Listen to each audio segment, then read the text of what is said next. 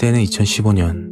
지적 장애인을 납치해 끓는 물을 배에 붓고 하이힐로 머리를 짓밟고 급기야 장기 매매까지 모의했다고 하는데요. 충격적이게도 고등학교 1학년 여학생들이 저지른 짓입니다. 피해자는 이들을 악마라고 불렀는데요. 그 충격적인 이야기를 지금부터 시작하겠습니다. 이 이야기는 수원에 사시는 20대 남자분이 보내주신 사연입니다.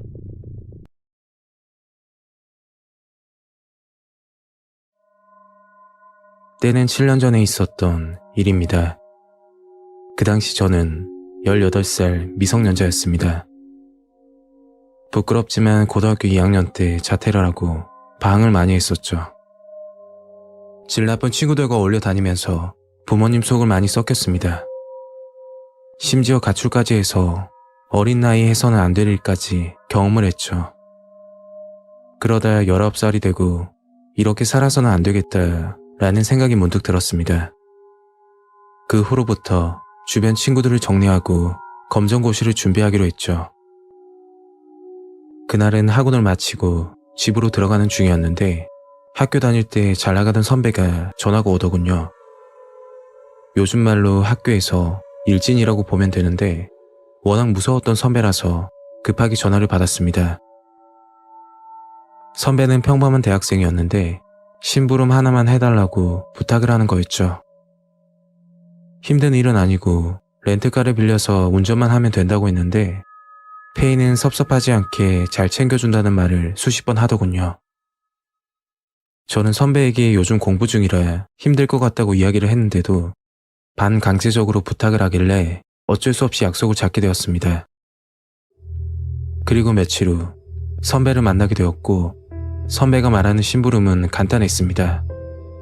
집에서 대기하고 있다가 선배가 전화를 하면 그곳으로 차를 가지고 오면 된다고 하더군요.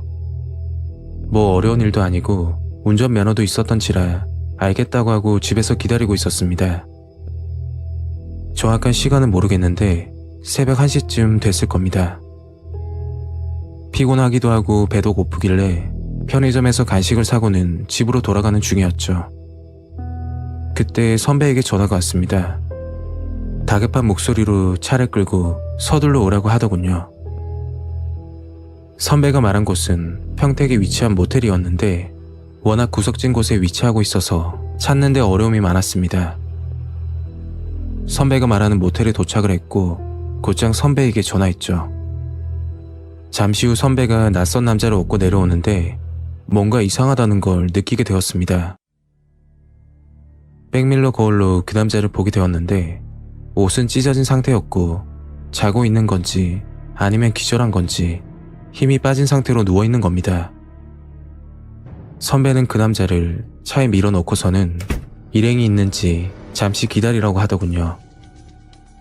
뭔가 느낌이 좋지 않았고 이거 잘못하면 큰일 나겠다 라는 생각이 들었습니다. 선배, 저 화장실이 급해서 1분만요. 하고는 차에서 내려 미친 듯이 큰 길로 뛰어갔고 택시를 잡아타고 집으로 향했습니다. 그 순간은 정말 무서웠습니다. 혹시나 선배가 눈치를 채고 따라올까 싶어서 너무 겁이 나더군요. 그렇게 무사히 집으로 도착했고 휴대폰을 봤는데 부재중 전화가 수십 통이 와 있더군요. 그리고 선배가 보낸 문자 메시지가 있었는데 그걸 보고 정말 섬뜩했습니다. 오늘 있었던 일을 다른 사람에게 이야기하면 죽는다는 그런 문자였죠. 경찰에 신고를 하려는데 그 선배 얼굴이 떠오르면서 겁이 나더군요.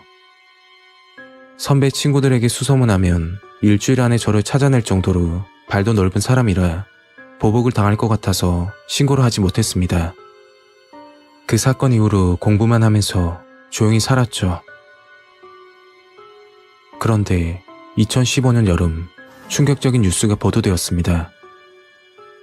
처음 그 사건을 접하고 나서 설마 아니겠지 라는 생각이 들었는데 그 선배를 알고 있던 다른 친구가 이야기를 하더군요. 우리가 아는 그 사람이 맞다면서요. 순간 너무 놀라고 아무 말도 할 수가 없었습니다. 그날 사건은 이랬습니다. 선배는 여고생 3명과 아파트 놀이터에서 지적장애 상급인 장애인 남자를 불러 같이 술을 마시고 있었다고 합니다. 남자가 술에 취하면 미성년자와 성관계를 한 것처럼 협박해 돈을 뜯어내려고 했다고 했죠. 선배는 여고생과 함께 그 남자를 모텔로 데리고 갔고 끔찍한 일을 저질렀다고 합니다. 그 남자와 여고생을 침대에 눕혀 사진을 찍은 다음 돈을 달라고 협박을 했다고 하더군요. 돈을 달라는 요구를 거절하자 선배와 여고생은 그 남자를 폭행하기 시작했다고 했죠. 온몸을 발로 짓밟는 건 기본이고 남자가 시신하자 라이터와 담뱃불로 몸을 지지고 뜨거운 물을 붓기까지 했다더군요. 그리고 입에 담기 힘든 성추행도 서슴지 않았습니다. 무차별 폭행에 더 이상 의식을 차리지 못하게 되자 여고생 한 명이 다음 계획을 이야기했다고 합니다. 그 계획은 남자에게 돈을 받지 못했을 때 그 남자를 장기매매 업자에게 팔아넘기자고 예전부터 선배와 계획을 세웠다고 하더군요. 그래서 며칠 전부터 저에게 운전을 해달라고 말을 했던 겁니다. 선배가 말했던 심부름이 장기 매매를 하자는 끔찍한 일이었죠. 제가 도망가고 나서 선배는 다른 친구를 불렀고 그 남자를 차에 태워 10시간가량 데리고 다녔다고 합니다. 그중 죄책감을 느낀 여고생 한 명이 범행 사실을 부모에게 알려 34시간 만에 경찰에 붙잡혔다고 하더군요. 그 당시 모텔에서 남자를 업고 나가는 모습을 본 주인 아주머니는 어디 아프냐고 물어보니까 술을 많이 마셔서 병원에 데리고 간다고 말했다더군요. 다른 부분은 전혀 눈치를 채지 못했다고 합니다. 결국 그 남자는 전치 12주의 상처를 입었고 뇌 손상에 따른 부작용으로 실명 위기라고 하더군요. 장애인을 감금하고 폭행한 혐의로 기소된 여고생에게 특수강도 강제추행 혐의로 장기 15년, 단기 7년을 선고했다고 했습니다. 이건 미성년자 범죄에 대한 법정 최고형이라고 했죠. 여고생을 도왔던 선배와 친구는 징역 20년에 중형을 선고받았다고 하더군요. 그 당시 너무 충격적인 사건이었고 용기를 내서 신고를 하지 못했던 게 정말 후회가 됩니다. 저도 어린 나이였고 선배가 무서워서 피하고 싶었던 걸지도 모르겠네요. 그날 선배가 시키는 대로 운전을 했다면 저는 지금 교도소에 있을 겁니다. 그때 생각만 하면 끔찍하고 소름이 돋습니다.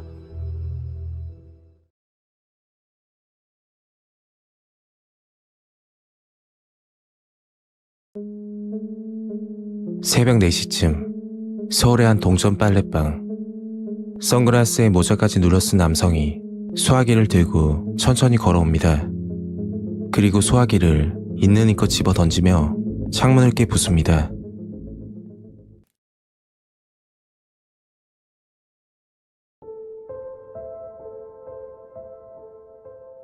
때는 1년 전 겨울에 있었던 일입니다. 그날 생각을 하면 아직도 소름이 돋습니다. 법이 더 강화되어야 할 텐데 정말 큰일이네요. 뉴스에도 보도됐던 내용이고 정신적으로 문제가 있는 사람인 것 같더군요. 그 사람을 처음 봤던 건 친구를 만나고 집으로 귀가할 때였습니다. 그날은 제 생일이라 친구 자취방에서 늦게까지 술을 한잔 했었죠. 본 계획은 자정쯤에 집으로 가려고 했으나 오랜만에 한잔하다 보니 시간이 빠르게 가더군요. 새벽쯤 돼서 친구는 자고 가라고 권유했지만 저는 괜찮다면서 친구 자취방을 나왔습니다. 시간은 새벽 3시에서 4시 정도 됐던 걸로 기억합니다.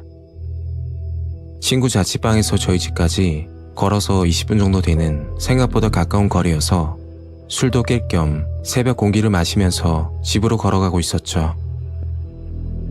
집으로 가는 길은 2가지가 있었는데 큰 길로 가면 시간은 좀 더 걸리지만 사람이 있어서 안전하고 골목길은 빠르지만 인적이 드물어 새벽에는 좀 무섭다고 느껴질 정도의 골목길이었습니다. 술도 마셨고 얼른 집으로 가서 쉬고 싶어서 골목으로 향했죠. 그리고 골목길에 접어들었을 때 멀리서 이상한 남자를 보게 되었습니다. 그 남자와 저는 대략 15m 정도 떨어져 있었고 멀리서 봤지만 남자라고 알 수 있었던 건 목소리 때문이었죠. 그 남자가 서 있는 방향이 집으로 가는 길이라 의도치 않게 그쪽으로 천천히 걸어가게 되었습니다. 어느 정도 거리가 좁혀지자 그 남자 모습을 뚜렷하게 볼 수 있었는데 50대로 보이는 중년 남자가 왼손에는 분홍색 가방 그리고 오른손에는 소화기를 들고 셀프 빨래방 앞에서 괴성을 지르며 욕설을 하더군요. 처음에는 술에 취해서 그런 줄 알았습니다. 저에게 피해준 것도 없고 해서 무시하고 그 남자를 지나쳐 집으로 향하는데 그 순간 정말 깜짝 놀랐습니다. 큰 소리가 나서 뒤를 쳐다봤더니 빨래방 창문 유리가 박살이 나 있는 거였죠. 알고 보니 그 남자가 소화기를 던져 유리를 박살을 낸 겁니다. 그리고 그 남자는 분이 안 풀렸는지 어디론가 전화를 걸어 욕설을 하더군요.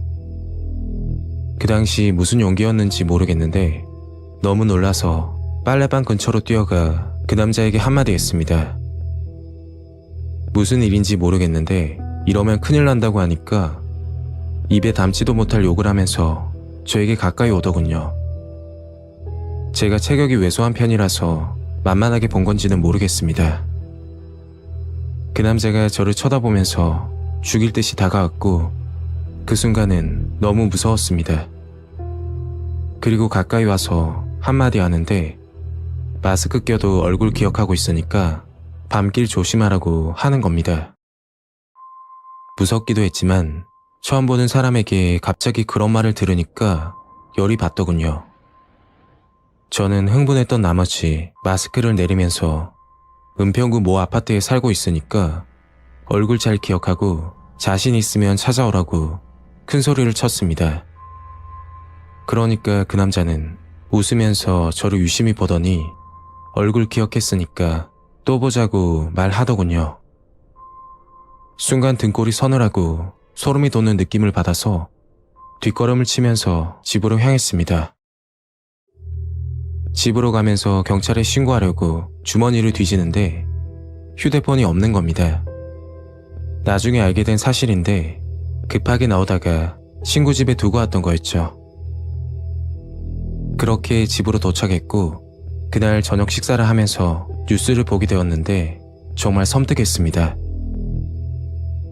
뉴스 화면을 자세히 보니까 제가 새벽에 목격했던 빨래방 유리에 소화기를 던진 남자였죠. 그런데 그 남자는 며칠 전에도 빨래방 안에서 난동을 부렸다고 합니다. 빨래방에서 의자를 집어 던지고 테이블을 발로 차고 아무도 말릴 수 없이 미친놈처럼 날뛰었다고 하더군요. 정말 황당했던 사실은 난동을 부린 이유였습니다.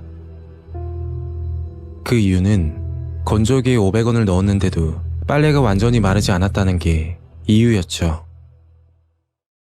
그렇게 빨래방에서 난동을 부리다 경찰이 도착했고 그 남자는 경찰까지 위협했다고 하더군요. 경찰을 위협하고 경찰차를 의자로 내리치다가 결국 테이저건에 진압을 당해 난동을 멈췄다고 합니다. 그런데 정말 충격적인 사실은 빨래방에서 난동을 부리고 경찰까지 위협한 남자를 불구속 입건해 당일 풀려났다고 하더군요. 그리고 며칠이 지나 수화기를 들고는 빨래방으로 다시 찾아온 겁니다. 그날 새벽 유리를 박살내고 빨래방 사장에게 전화해서 입에 담지 못할 온갖 욕설을 했다고 하더군요. 500원을 넣었는데 옷이 안 말랐으니까 옷 안 말려주면 때려 부수겠다. 그리고 죽여버리겠다고 했다던데 결국 2번이나 난동을 부리고 나서 그제서야 경찰은 구속영장 신청을 검토하겠다고 했습니다. 그리고 문득 드는 생각이 저를 찾아올까 싶어 겁이 나더군요. 분명 같은 동네 주민일 것 같은데 길 가다가 한 번은 마주칠 것 같은 섬뜩한 기분이 들었습니다. 500원 때문에 사람을 죽이겠다 협박하고 경찰차까지 부순 정신병자인데 만나면 저에게 무슨 짓을 할지 생각만 해도 끔찍합니다. 그 사건 이후로 빨래방 근처로 가지 않고 큰 길로 다니고 있죠. 지금까지는 마스크를 끼고 다녀서 그나마 다행이었지만 앞으로 마스크를 벗고 다니게 됐을 때 그 남자와 마주칠까봐 너무 걱정이 되고 무섭습니다. 그리고 빨래방 사장님도 얼마나 무서웠을지 상상이 안 가네요. 경찰의 미온적인 대처가 아쉬울 따름입니다.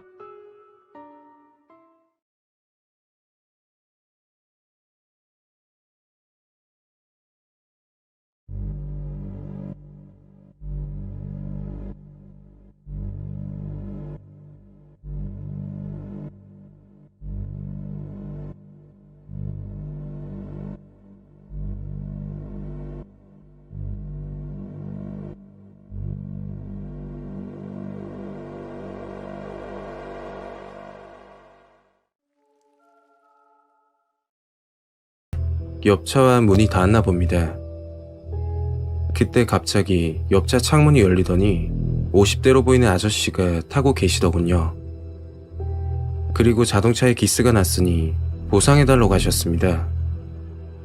물론 제가 부주의해서 일이 일어난 거지만 도에 당황스러웠지만 예의상 대답을 하고는 들어가려는데 급하게 저를 부르더군요. 그 아저씨는 식당을 운영하고 계시는데 몇 하더군요. 아저씨는 아내의 남자 관계를 의심하고는 불륜 상대를 협박하기 위해서 인터넷을 통해 흉기를 구입하고 오단에 지니고 있었다고 합니다. 그러다 사건이 일어난 그날 저녁, 아저씨와 아내는 술을 한잔하고 있었는데 아저씨의 아내가 술에 취해 모든 걸 털어놨다고 하더군요. 사실 만나는 남자가 있고 심지어 식당에서 다른 남자와 관계까지 했다고 합니다. 그 말에 격분한 아저씨는 오단에 지니고 있는 흉기를 꺼내 아내를 무차별하게 살해했다고 하더군요. 차마 눈뜨고 볼 수 없을 정도로 끔찍했다고 들었습니다. 그리고 그 아저씨는 도주를 했다고 했죠. 시간이 흐르자 마땅히 갈 곳이 없어진 아저씨는 가족들에게 사실을 이야기하고 도움을 요청했지만 가족의 신고로 인해서 검거되었다고 했죠. 배우자인 피해자가 불륜을 저질렀다는 이유로 폭행을 가하고 흉기로 찔러 사망에 이르게 한 점, 죄책이 매우 무겁다고 판단했고 피해자의 자녀들을 제외한 나머지 유족들로부터 용서받지 못한 점을 고려해 징역 12년형을 선고받았다고 합니다. 아저씨를 주차장에서 처음 봤던 그날, 차에 앉아있던 아저씨가 아내를 감시하고 있던 게 아닐까 생각이 들더군요. 정말 충격적이고 세상 참 무섭다 라고 다시 한번 느끼게 된 일입니다.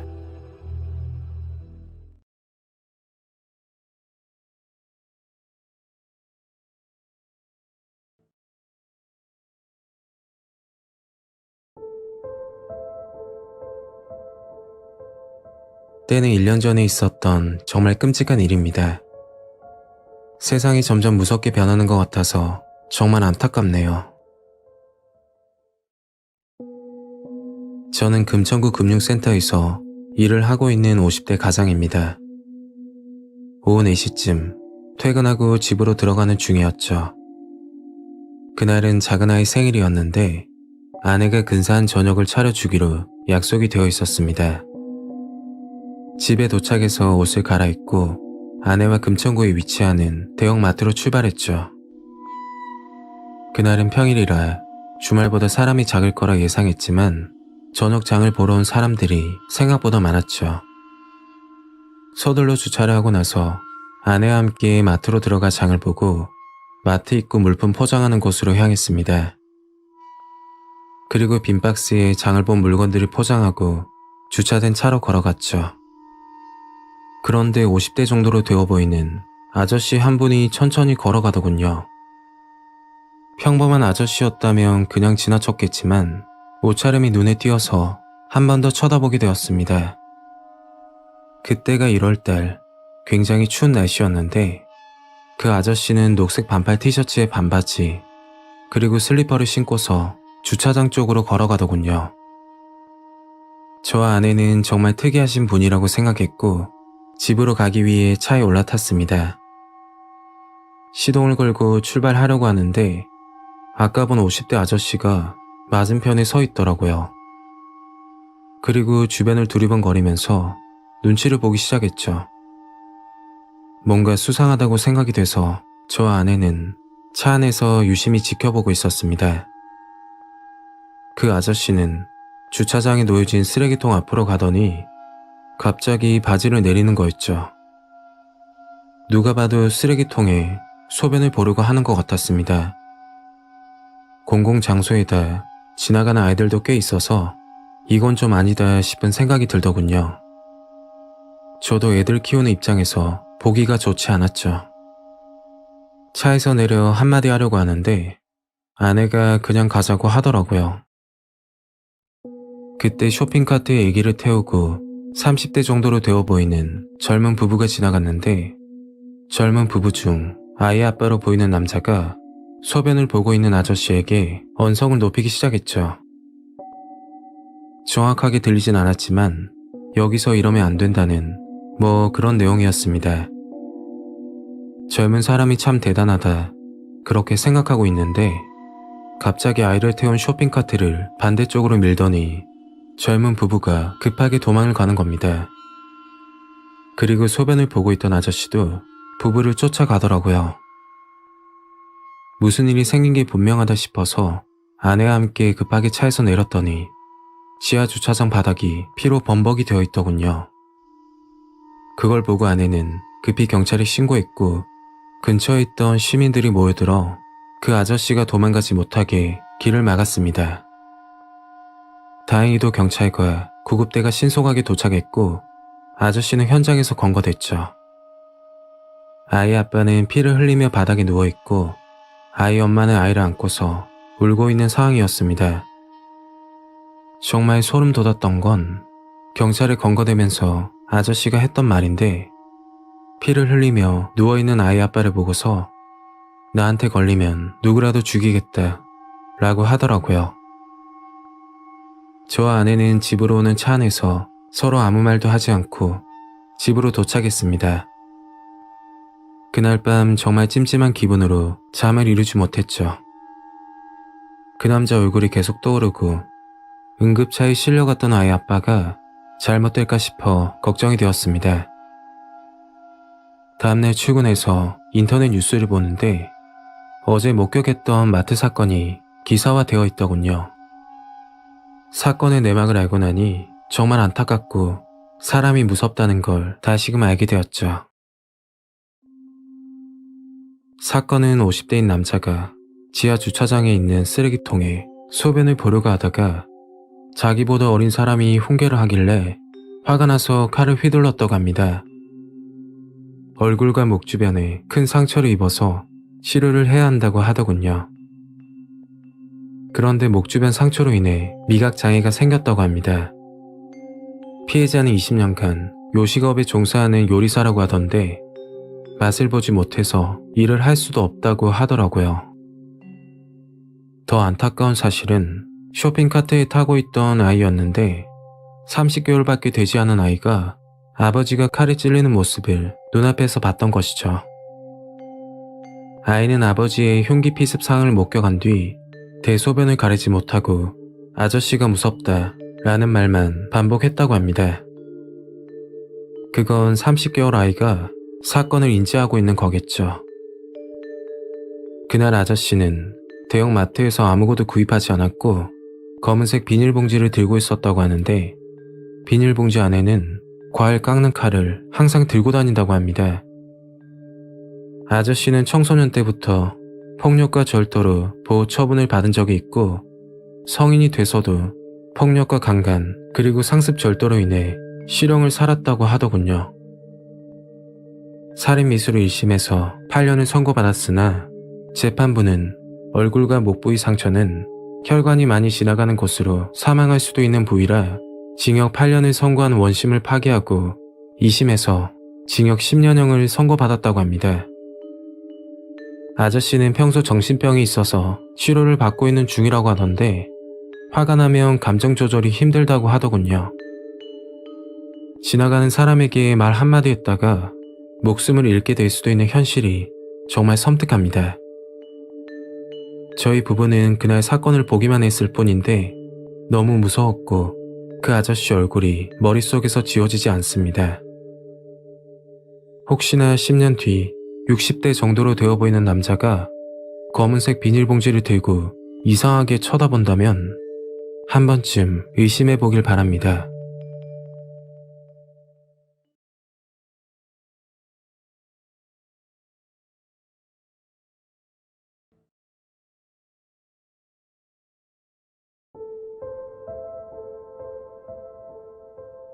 때는 2년 전에 있었던 이야기입니다.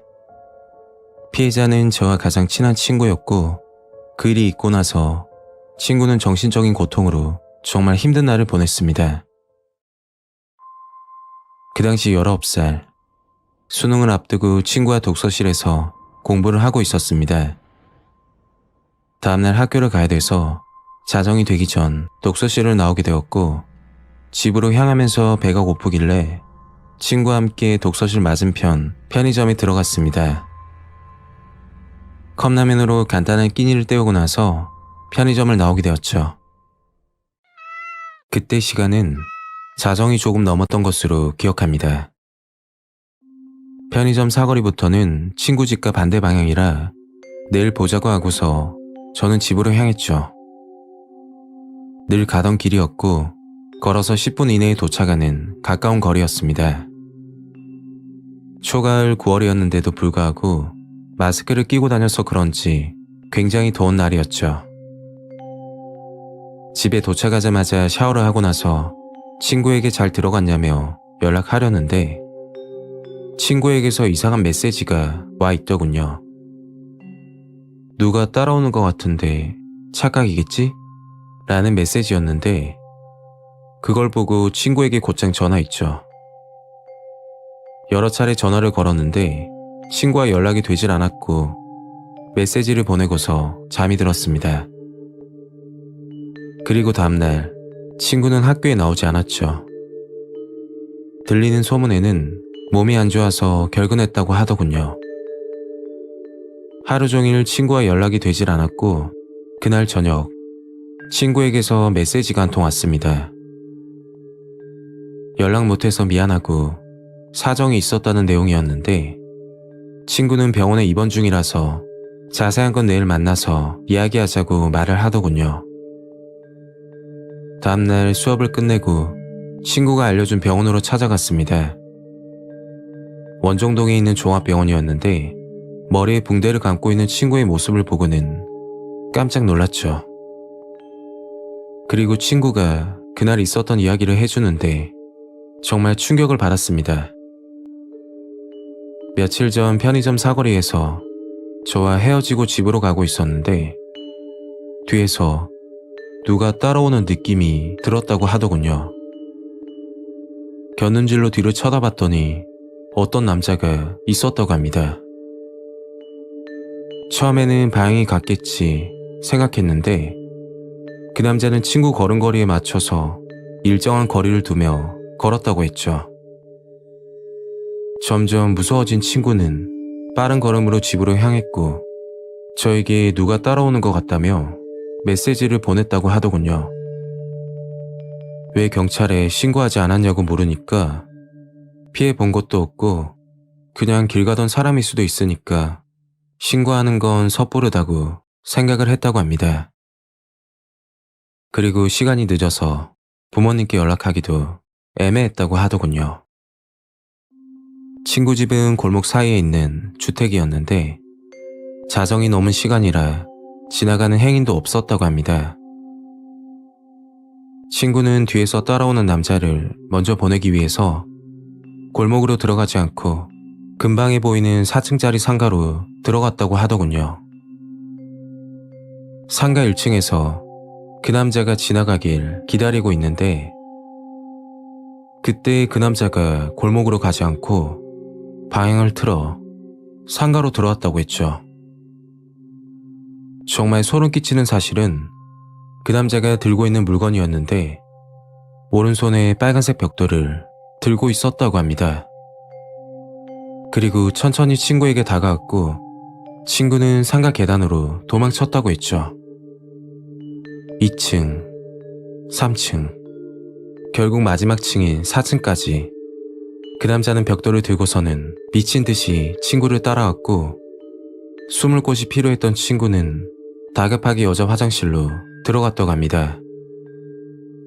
화장실 안으로 들어가서 문을 걸어 잠그고 좌변기에 앉아 있었는데 화장실 밖에서 누가 들어오는 소리가 났다고 했죠.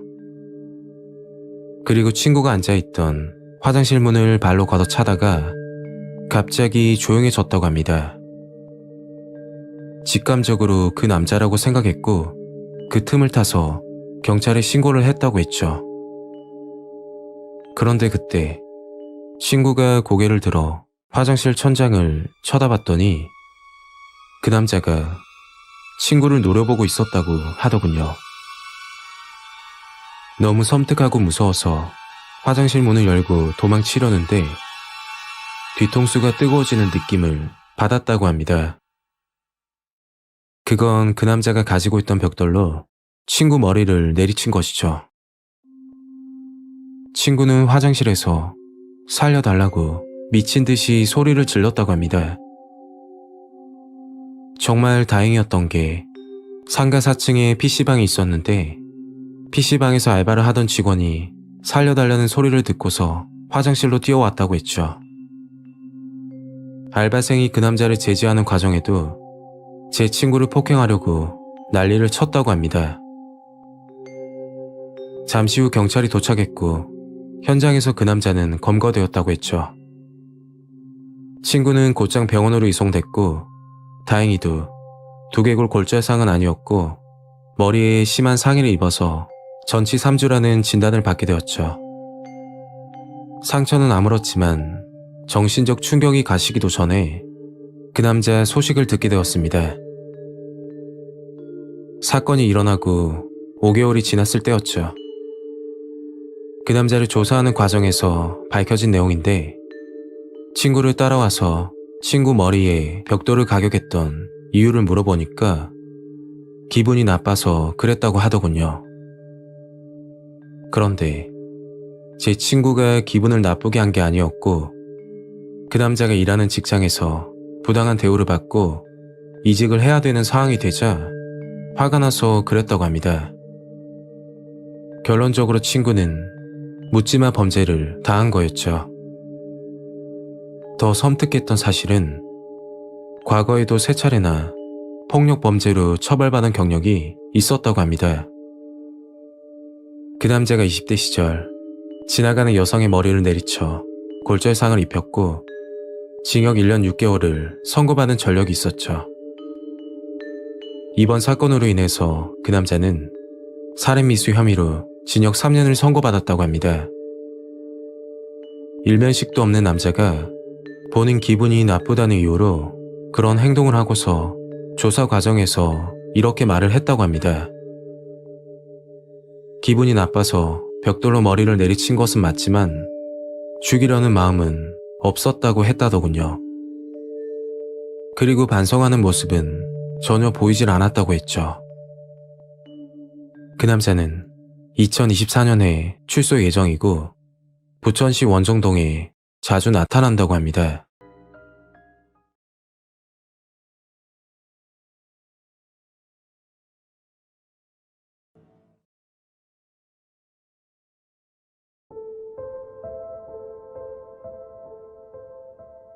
때는 7년 전에 있었던 일입니다.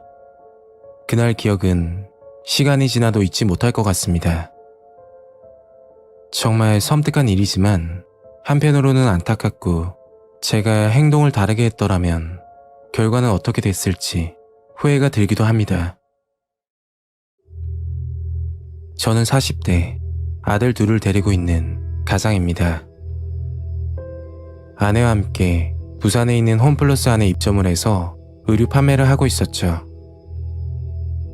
생각보다 매출도 안 나오고 생활이 어려워지자 마감 타임 때 아내에게 매장을 맡기고 투잡을 하기 시작했습니다. 투잡으로 시작한 일은 음식 배달 알바였는데 그 일을 하고 나서 겪었던 섬뜩한 일입니다. 배달 대행일은 크게 자격증이나 기술적인 부분이 필요한 게 아니었고 특히 원하는 시간에 일을 할 수 있다는 게 큰 메리트였습니다. 요즘에는 오전 반, 오후 반, 풀타임 등으로 인원을 뽑는다고 하던데 7년 전만 해도 원하는 시간에 일을 할 수 있었죠. 섬뜩한 사건이 있었던 날은 2015년 봄이 찾아왔을 때였습니다. 그날도 아내에게 마감을 맡기고 오후 6시쯤 배달 알바를 하러 갔을 때였죠. 지금도 생생하게 기억이 나는데 날씨가 흐리고 비가 조금씩 내리던 날이었습니다. 배달 특성상 비가 올 때는 시급이 올라가는 신기한 경험을 하게 되는데 비가 오면 위험하기도 하고 오토바이 타는 것도 불편하니 배달 기사분들이 퇴근하려고 하는 게 일상적이었습니다. 그런 이유 때문에 기사분은 부족하고 어쩔 수 없이 시급이 올라갈 수밖에 없었죠. 비옷을 입고 준비를 마친 뒤 첫 번째 콜을 잡아 음식점으로 향했습니다. 원칙으로는 그러면 안 되는 건데 배달하는 곳이 2군데 이상이고 거리가 가까우면 2가지 음식을 싣고서는 일을 하곤 합니다. 손님 입장에서는 불쾌하지만 같은 거리를 2번 왔다 갔다 하는 게 배달 기사들은 너무 힘이 들거든요. 특히 비 오는 날이면 더 그렇죠. 그날 목적지는 사하구 하던동에 있는 빌라였는데 빌라에서 2분쯤 떨어진 원룸에도 배달이 있어서 2가지 음식을 싣고서는 이동 중이었습니다. 원룸을 거쳐 빌라로 들어가는 게 빠른 길이기 때문에 원룸에 음식을 건네주고 곧장 빌라로 향하던 중이었죠. 비가 와서 빠르게 달리지는 못하고 천천히 운행을 하면서 빌라 쪽으로 가고 있는데 멀리서 남자분이 혼자서 걸어가고 있더군요. 평소 같으면 그냥 지나쳤겠지만 한 번 더 그 남자를 봤던 이유가 혼자서 걸어가는데 우산도 쓰지 않고 비를 맞으면서 걷는 모습 때문이었죠. 보통적으로 비가 올 때 우산이 없으면 뛰어가거나 비를 좀 피하는 게 대부분인데 그 남자는 천천히 걷고 있어서 눈길이 가더군요. 그리고 그 남자를 지나치려는 순간 갑자기 오토바이 쪽으로 다가오더니 길을 막아서는 겁니다. 사고라도 나는 줄 알고 정말 놀랐죠. 남자는 술에 취한 건지 알 수 없는 소리를 하기 시작했고 심지어 바닥에 누워 오토바이 바퀴를 잡고 소리를 치기 시작했습니다. 참 난감하더군요. 비도 오고 배달도 얼른 가야 하는데 주변에 도와줄 사람은 없고 결국 힘으로 그 남자를 떼어내고 빌라로 들어가 음식을 건넸습니다. 그리고 다음 콜을 잡고 오토바이 시동을 켜렸는데 조금 전 바닥에 누워 소리를 친 남자가 다가와서 삿대질을 하는 겁니다. 그 남자 얼굴을 봤더니 20대 초반 정도로 어려 보였고 술을 많이 마신 것 같더군요. 그냥 무시하고 가려고 했지만 제 몸을 툭툭 치면서 시비를 걸기 시작했죠. 지금 상황에 경찰을 부르게 되면 일도 못하고 들어가야 하기 때문에 그 남자에게 좋은 말로 타이르며 이야기했습니다. 대략 20분 정도 그 남자와 실랑이를 하다가 그 남자가 방심한 사이에 시동을 걸고 도망치듯이 그곳을 빠져나오게 되었죠. 그리고 새벽이 돼서 일을 마무리하고 집으로 들어갔습니다. 아내에게 오늘 이상한 남자를 만나서 정말 고생했다는 이야기를 하면서 잠자리에 들었죠. 일주일쯤 지나 일을 하던 도중 전화가 한 통 오더군요. 경찰이라고 하던데 처음에는 보이스 피싱인 줄 알았습니다. 평소에 죄 짓고 살았던 적도 없고 범죄에 연루될 행동도 하지 않았으니까요. 그런데 형사님이 하시는 이야기를 듣고서는 뭔가 섬뜩한 기분이 들었습니다. 그 이야기는 일주일 전쯤 비 오는 날 검은색 라운드 티셔츠에 청바지 입은 남자를 본 적 있냐고 묻더군요. 그 순간 머리에 스치는 게 배달 알바 중에 만났던 술 취한 그 남자가 생각이 났죠. 청바지는 기억이 안 나는데 그 남자가 입고 있던 상의는 검은색이었습니다. 그리고 다음날 참고인 조사를 받게 되었는데 제가 그 남자를 만나고 다음날 저녁 6시쯤 사하구 하던동의 빌라 타워 주차장 지하 1층에서 그 남자가 숨진 채 발견되었다고 하더군요. 신고자는 그 남자와 같이 술을 먹었던 친구였는데 술을 먹고 귀가 후 다음날까지 연락이 닿지 않아 신고를 했다고 했습니다. 경찰은 친구의 진술과 CCTV를 확인하고 결국 그 남자가 술에 취해 발을 헛디디며 5m 아래 주차장 지하로 추락한 것으로 사건은 마무리되었죠. 그 청년은 24살밖에 안 되는 젊은 나이에 술을 먹고 사고로 숨지게 된 사실이 안타깝고 마음이 좋지 않았습니다. 경찰서에서 나와 집으로 돌아가면서 문득 후회가 들더군요. 제가 그날 돈을 벌기보다 청년을 경찰에 신고했더라면 아마도 그 청년에게 사고가 일어나지 않았을 거라 생각이 듭니다.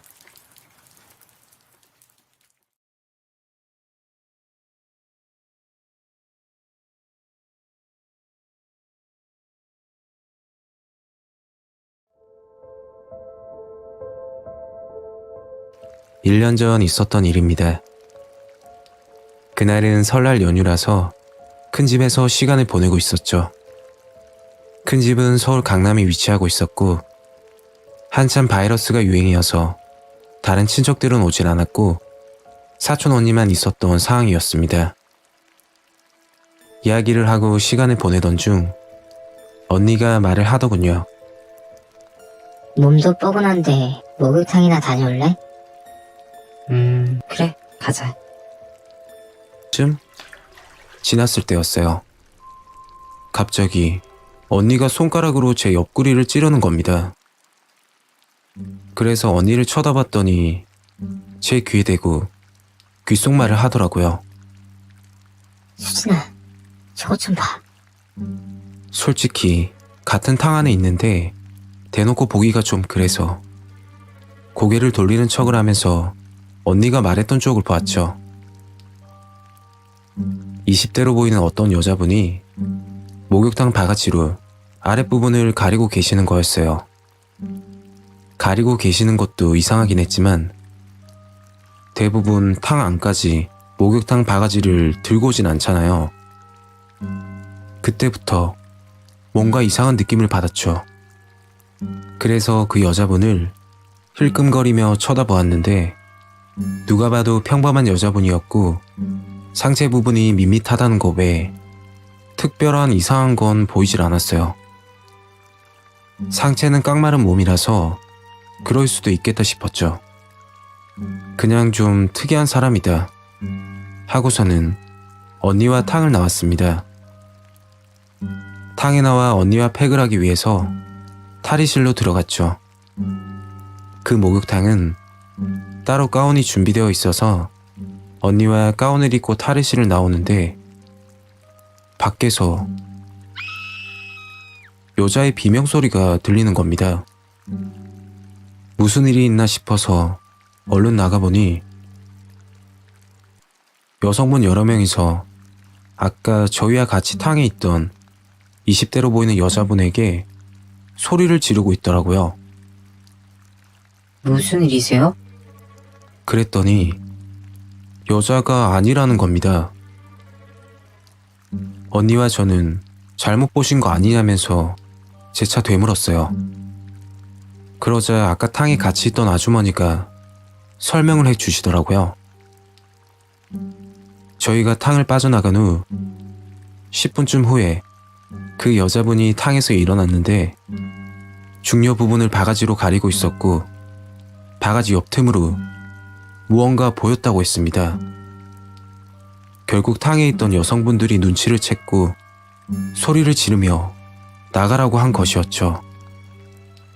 탕 안에서 머리만 내놓고 주변을 두리번거렸다던데 주요 부위를 바가지로 가리고 있어서 전혀 몰랐다고 하더라고요.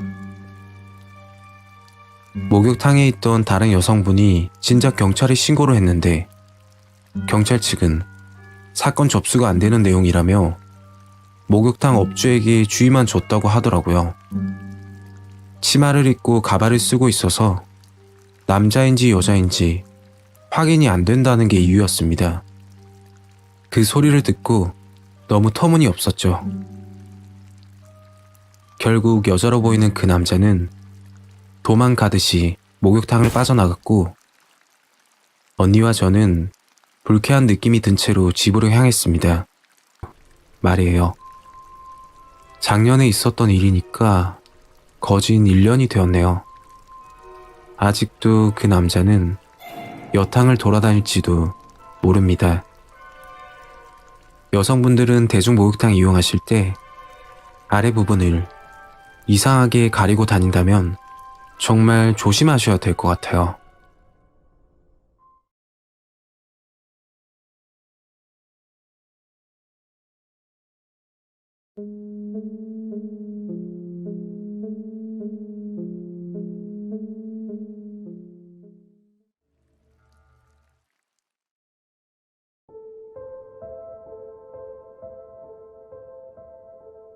때는 4년 전 겨울에 있었던 사건입니다. 언니가 살았던 아파트에서 있었던 일이고 뉴스까지 나왔던 내용이라 제보하기 조심스러웠지만 많이 알려져야 할 것 같아서 보내게 되었습니다. 언니는 결혼한 지 3년 정도 되었고 서대문구의 모 아파트에 살고 있었습니다. 그날은 가족 모임 겸 언니 생일이어서 부모님과 언니 집에서 하룻밤 보내게 되었죠. 가족끼리 식사를 하고 나서 언니와 간단히 맥주를 한잔 하려는데 냉장실에 맥주가 없더군요. 형부가 사온다고 하시길래 괜찮다고 제가 다녀오겠다고 했습니다. 문 밖을 나가려는데 언니가 급히 부르더군요. 이정아, 이것 좀. 맥주 사러 가는 길에 재활용품 좀 정리해줘. 어차피 가는 길에 분리수거함이 있다고 하길래 들고 나왔죠.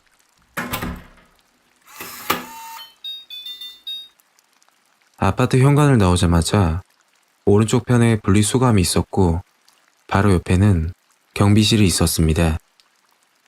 그때가 10시 정도 된 것 같은데 아파트 경비실 앞에서 언성을 높이며 싸우는 소리가 들리더라고요.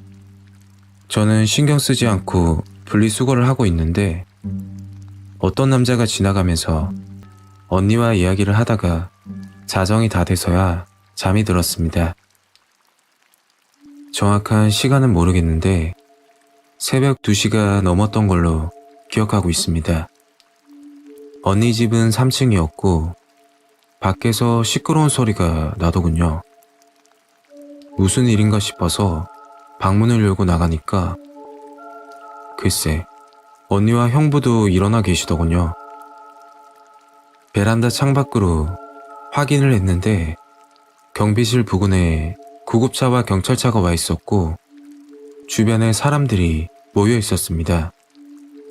언니와 형부는 급히 옷을 입고 나갔고 저는 아침 일찍 서둘러 나가야 해서 방으로 들어갔습니다. 그렇게 다시 잠이 들었고 아침 일찍 나갈 준비를 했죠. 어느 정도 준비를 끝내니까 언니가 토스트를 만들어 주더라고요. 그때 갑자기 어제 생각이 나서 언니에게 물어봤죠. 어제 무슨 일이야? 언니가 해준 이야기는 경비 아저씨가 다쳐서 구급차에 실려갔다고만 하더라고요. 자세한 건 아직 모른다고 했습니다. 순간 어제 그 남자가 생각이 나더라고요. 언니에게 전화가 한 통 왔습니다. 이정아, 우리 가족 모임 할 때 재활용품 버렸던 그날 너가 봤다던 남자 있잖아. 응, 왜? 혹시 짧은 머리에 추리닝 입고 40대 정도로 보였어? 곰곰이 생각을 해보니 옷은 기억이 안 나고 짧은 머리에 40대 정도로 보인 건 맞는 것 같다고 언니에게 말을 했습니다. 그러니까 언니가 끔찍한 이야기를 하더군요. 제가 봤던 그 남자가 사람을 죽였다고 말했습니다. 가족 모임을 했던 그날, 맥주를 사들고서는 집으로 들어와 언니와 이야기를 하고 잠이 들었고, 그때 사건이 일어났던 것이죠. 그 남자는 새벽 1시가 조금 넘은 시간에 경비실로 찾아갔답니다. 그리고 문을 열고 70대로 보이는 경비원에게 언성을 높이며 욕설을 했다고 합니다.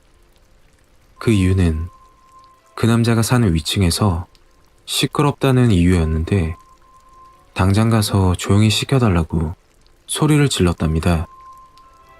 그 남자는 틈만 나면 경비실에 찾아와 폭언을 했는데 윗집의 확인 결과 다들 자고 있는 것으로 밝혀졌다고 했습니다.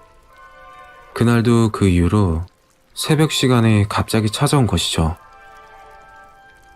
경비원은 확인 결과 윗집 주민은 주무시고 계신다고 말을 했는데 그 소리를 들은 그 남자는 갑자기 난동을 부리면서 70대 경비원을 폭행하기 시작했답니다.